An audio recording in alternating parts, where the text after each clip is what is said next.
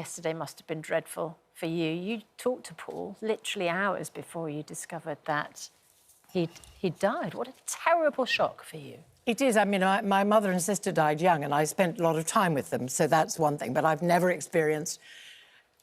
Paul rang me on Tuesday, day before yesterday, at 3 o'clock, and we spoke for an hour. Must be one of the best conversations we've ever had. He'd just come back from performing in a new production of Annie in Newcastle and Edinburgh.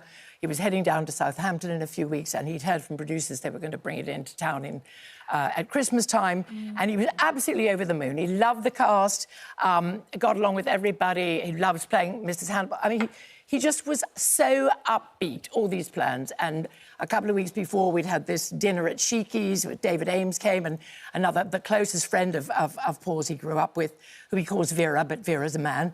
And the four of us closed Sheiky's, and an £800 bill, because Paul just kept ordering champagne. Wow. He just lived every day of his life as if it was his last, and yesterday was.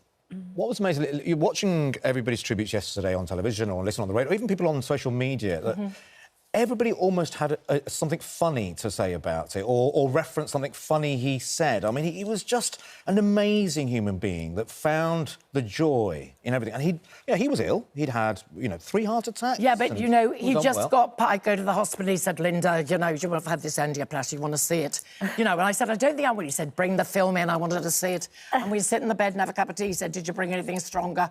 And I said, you've just had a heart operation. He had such a light touch. Yeah. And I never heard him say a bad thing about anyone. And if he did, it was like, oh, no, can't take her. Other people love her, but it's not for me. But he just had... Who did you say that about? Way of talking.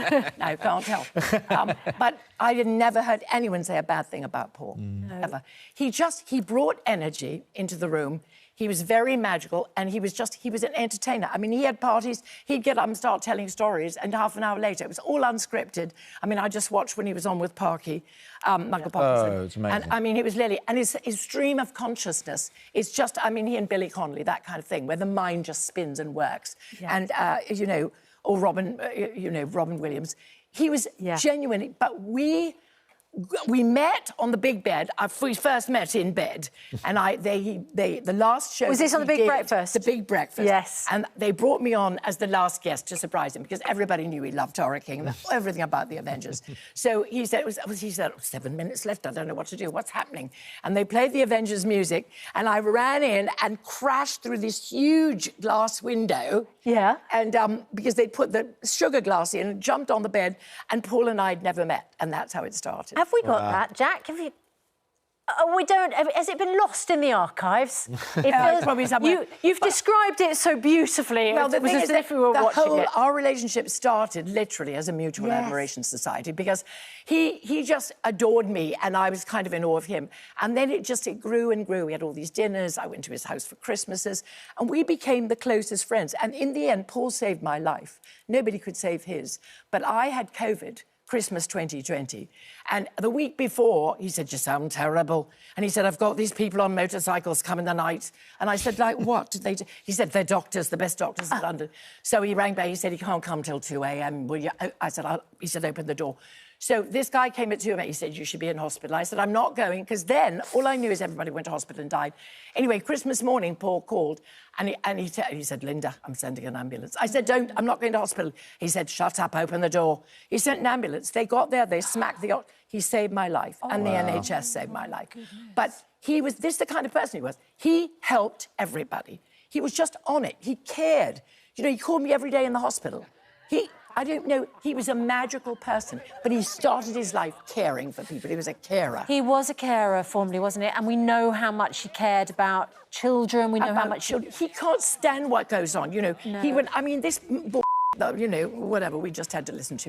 It's just repetitive, it's the same. Apologies for the use of the language. No, but sorry, he just could not stand this party and what they've done. I mean, he was very, very outspoken. But before that, during AIDS, he was playing Lily Savage. Yeah. He's got the story everybody's heard. The police came in to raid the club, and they had gloves on not to touch people with AIDS. And he said, oh, they've come to do the washing up. Yeah. He made fun, but he got past it all. He played Lily Savage during AIDS. He fought for everything, but quietly and with humour. and with a great, a great repartee. He knew what he was talking about. He was brilliant, well-read. You know, it's interesting you say that he saved your life with COVID. Absolutely, he saved my life. Because he had a terrible time with COVID, didn't he? Yes. He really Well, I was knocked actually him supposed to do this show, but we were going to be flown to Gozo, and he was in the plane to Gozo to do this show, and a woman got up and she said, would you hold my baby? I've got to go to the loo. So, Paul said, yeah, he gets this baby, the baby's going, and looking up at Paul. And he swears he got COVID from the baby. But anyway, he was about to go on the set. He was so sick. He was in this hotel for 2 weeks. The food was terrible. He was dying. He couldn't get in a plane, fly home. But he didn't recover for months. No. Neither did I. It really knocked you both for six. Oh, it takes everything. It hits everything. And just talk to us, because you must have been to his home so often. We Yes. often joke affectionately about, of course, the love of dogs and what he did for Battersea Dogs Home and how many gazillions of rescues. Well, he couldn't. I mean, he always brought one home. Well, exactly. All the time. He had all these dogs, and my mother used to say that because I grew up on a farm. Nobody eats till the animals eat, and that was Paul. Nobody eats until the animals eat. And that was Paul. I told Paul that, and he said, that's my motto. But we'd go out, first time I got there, we go out and we go around. He's got all these animals and goats, and he's got names. And then he gets in the pen with the Yorkshire saddlebacks, his pigs, he's rolling around. And then he's got the barn owl on his arm and chatting away. And, and he gave birth to a cow, pulls it up. His rapport, but then he would go to India. He just got back from Thailand. It's not been on this show. And he went, and it was a hard trip, and it was for the elephants and the tigers, the lions, and he's done all these programmes. I mean, he and David Attenborough, these are my favourite people. But he does this hard work, and it was really, really tough. Amazingly compassionate person. For lots of work on TV, like we all have, there's a screen between us, and you're trying to get through. He sort of surpasses that screen. Yeah, I think people at home genuinely feel that he's their friend, and I think he was genuinely their friend too. And looking out for them, looking out for so many important issues. So many people. But I mean, he would have tea with the Queen. She really liked him a lot, and he would go and they would have, they'd have a really nice time and a chat, and then he'd have the postman to dinner.